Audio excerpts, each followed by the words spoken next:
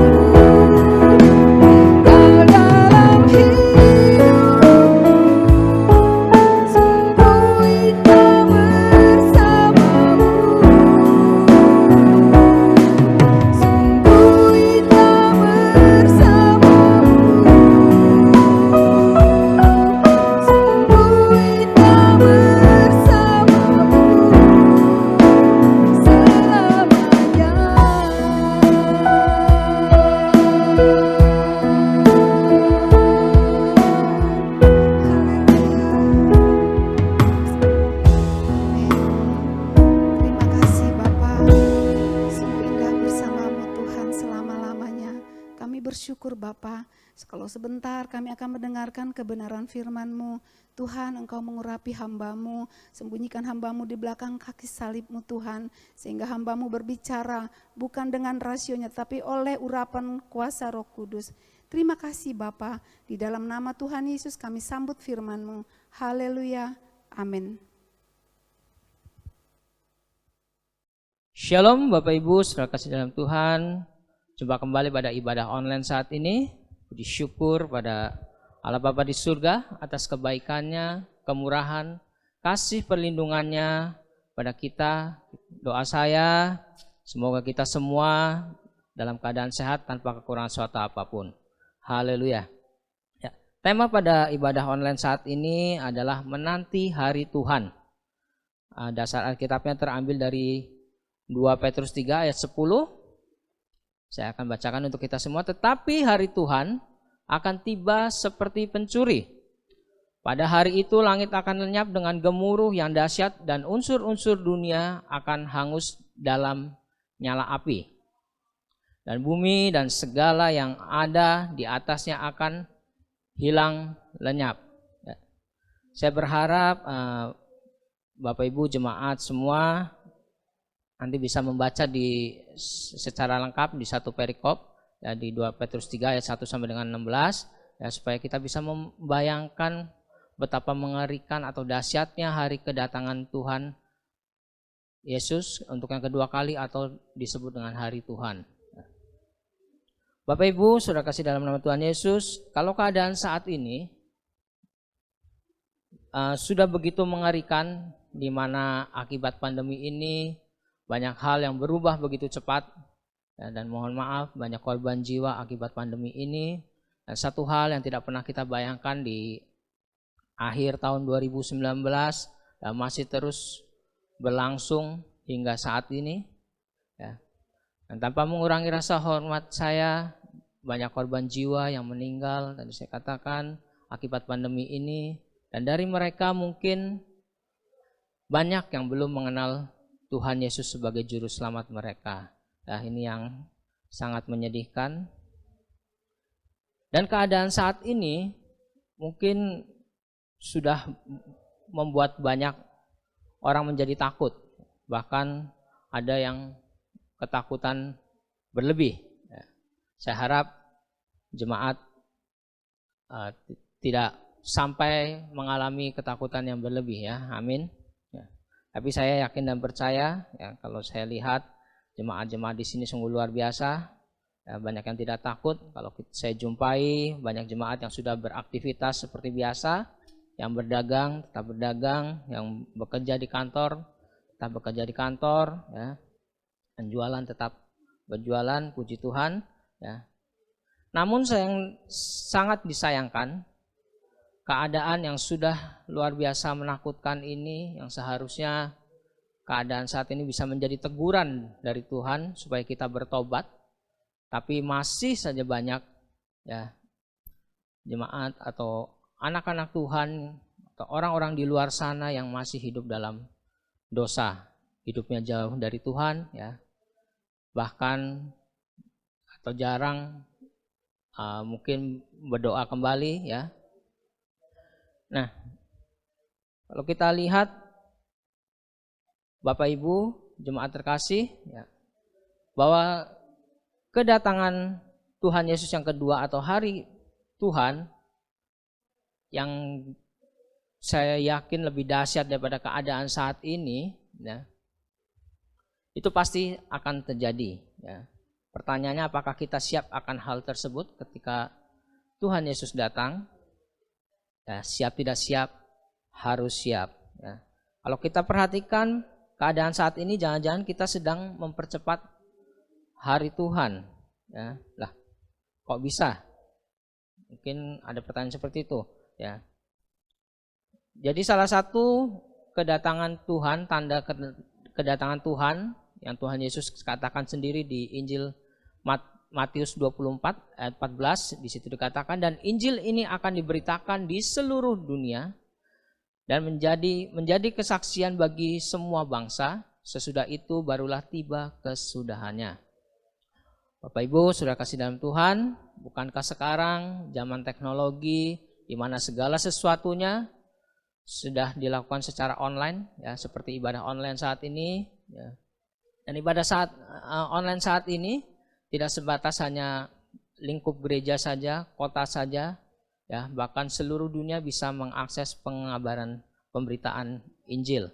Ya, dan memang Injil harus diberitakan kepada semua bangsa supaya jangan ada yang binasa. Ini adalah kehendak Bapa atau yang Allah inginkan.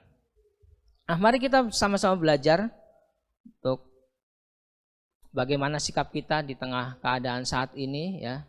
Supaya kita juga harus siap ketika hari Tuhan tiba. Yang pertama adalah hidup dalam kewaspadaan dan berjaga-jaga. Di ayat 10 tadi dikatakan di 2 Petrus 3 ayat 10, tetapi hari Tuhan akan tiba seperti pencuri. Kalau seperti pencuri berarti kita tidak tahu kapan datang. Dan ini juga sudah ditegaskan, diingatkan oleh Tuhan Yesus di Lukas 12 ayat 39 sampai dengan 40, dikatakan judul perikopnya kewaspadaan. Tetapi ketahuilah ini, jika tuan rumah tahu pukul berapa pencuri akan datang, ia tidak akan membiarkan rumahnya dibongkar. Hendaklah kamu juga siap sedia, karena Anak Manusia datang pada saat yang tidak kamu sangkakan. Haleluya. Ya. Jemaat terkasih, janganlah keadaan saat ini membuat kita lengah. Ya. Mungkin banyak dari kita mulai jenuh, mulai ragu-ragu, mulai masa bodoh, ya, hidup sembarangan, dan atau mungkin kehidupan kita seperti suam-suam kuku.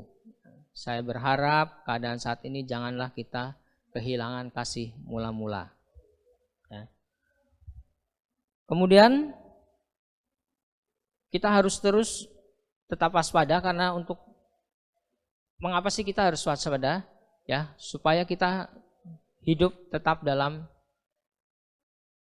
kewaspadaan, ya, supaya kita tetap hidup suci dan saleh. Kalau kita lihat di 2 Petrus 3 ayat 11, di situ juga dikatakan, dan juga tidak bercacat dan tidak bernoda. Nanti bisa dilihat di ayat yang ke-14 dari 2 Petrus 3 ayat 14, ya, di situ juga dikatakan supaya kita tidak harus tetap suci, saleh, tidak bercacat, tidak bernoda, ya.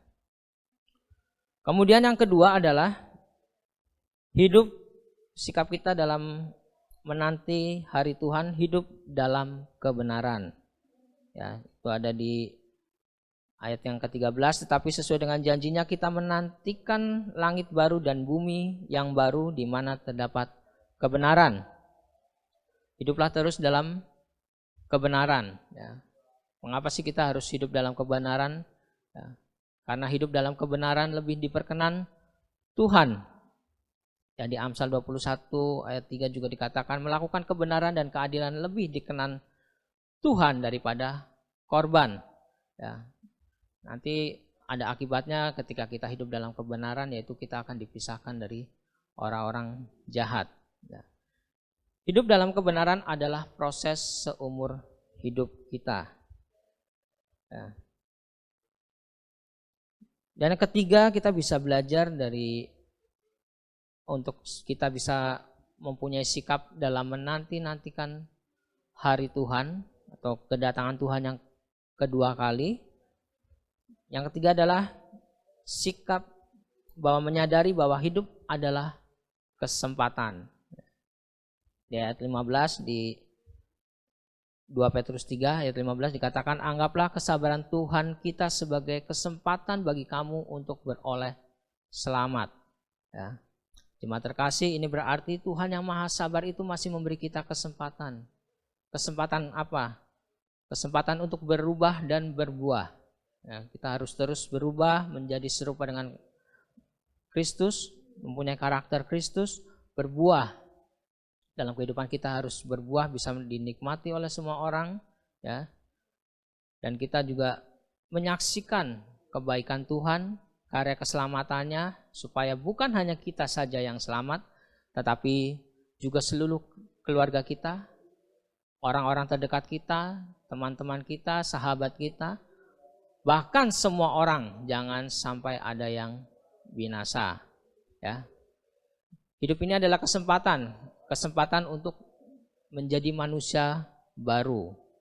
Kita lihat di Efesus 4 ayat 23 sampai dengan 24 dikatakan, supaya kamu dibaharui di dalam roh dan pikiranmu dan mengenakan manusia baru yang telah diciptakan menurut kehendak Allah di dalam kebenaran dan kekudusan yang sesungguhnya. Di situ dikatakan lagi kebenaran, ya. Jadi kemudian kenapa sih kita harus menyadari bahwa hidup ini adalah kesempatan, ya. Kesempatan hidup ini adalah kesempatan untuk mengerti kehendak Bapa di surga. Kita terus belajar, kita tahu di Roma 12 ayat 2 bahwa kita tidak boleh serupa dengan dunia ini, ya, tapi kita berubah oleh pembaruan budi kita, ya, supaya kita bisa bedakan kehendak Allah, ya, mana yang baik, yang berkenan pada Allah dan yang sempurna tentunya, ya. Nah, jemaat terkasih, kita belajar, ya, untuk kita terus menanti-nantikan hari Tuhan, bahwa hari Tuhan begitu dahsyat luar biasanya, ya. Kalau kita lihat keadaan saat ini juga sudah dahsyat luar biasa, tapi ketika hari Tuhan datang itu jauh lebih dahsyat dan kita pun harus dipersiapkan, ya. Untuk menutup renungan saat ini, ya, saya akan bacakan sebuah doa yang dari Rasul Paulus untuk jemaat Filipi, dan ini juga menjadi doa saya untuk kita semua jemaat terkasih GBI Filemon, ya, yang terambil di Filipi 1 ayat 9 sampai dengan 10. Dan inilah doaku, semoga kasihmu semakin melimpah dalam pengetahuan yang benar dan dalam segala macam pengertian, sehingga kamu dapat memilih apa yang baik, supaya kamu suci dan tidak bercacat menjelang hari Kristus. Haleluya. Demikian untuk firman Tuhan. Kiranya Tuhan Yesus memberkati kita semua, kita tetap semangat dalam melayani Tuhan, menjadi berkat bagi lingkungan sekitar kita sampai Tuhan Yesus datang kedua kali. Haleluya. Kita tutup dalam doa. Haleluya. Kami datang kembali ke hadirat-Mu Bapa dengan ucapan syukur, terima kasih untuk waktu, untuk kesempatan yang Kau berikan bagi kami. Kalau kami boleh ada hingga saat ini, semua karena kebaikan-Mu ya Bapa. Pada kesempatan ini kami boleh belajar Tuhan, untuk kami terus menanti-nantikan kedatangan-Mu yang kedua kali, atau kami menantikan hari Tuhan. Terima kasih Bapa, terima kasih Tuhan. Walau keadaan saat ini mungkin sudah membuat kami menjadi takut Tuhan, tapi kami yakin dan percaya Tuhan, ini adalah kami boleh belajar Tuhan, untuk kami terus hidup dalam kewaspadaan, supaya kami tidak suam-suam kuku, dan kami hidup dalam kebenaran, dan kami menyadari bahwa hidup ini adalah suatu kesempatan. Terima kasih Bapa, hanya dalam nama Tuhan Yesus kami sudah mengucap syukur. Haleluya, amin. Shalom jemaat yang dikasihi Tuhan, selamat beribadah dimanapun Anda berada. Berikut kami sampaikan pengumuman untuk hari ini. Tuhan Yesus memberkati.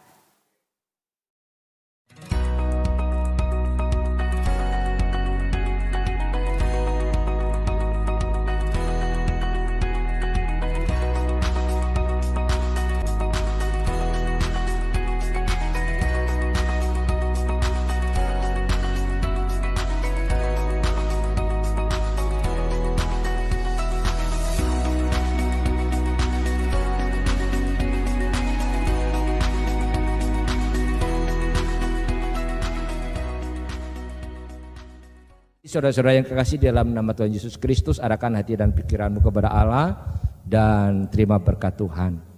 Tuhan memberkati engkau dan melindungi engkau. Tuhan menyinarkan wajahnya dan memberikan kau kasih karunia. Tuhan menghadapkan wajahnya kepadamu dan memberikan kau damai sejahtera. Anugerah kasih Allah Bapa di dalam kerajaan surga, kasih karunia dan cinta kasih Tuhan Yesus Kristus, serta persekutuan kekuatan penghiburan Allah Roh Kudus terus tinggal menyertai saudara-saudara sekalian hari ini sampai Maranatha, Tuhan Yesus Kristus datang kembali. Yang percaya katakan bersama saya.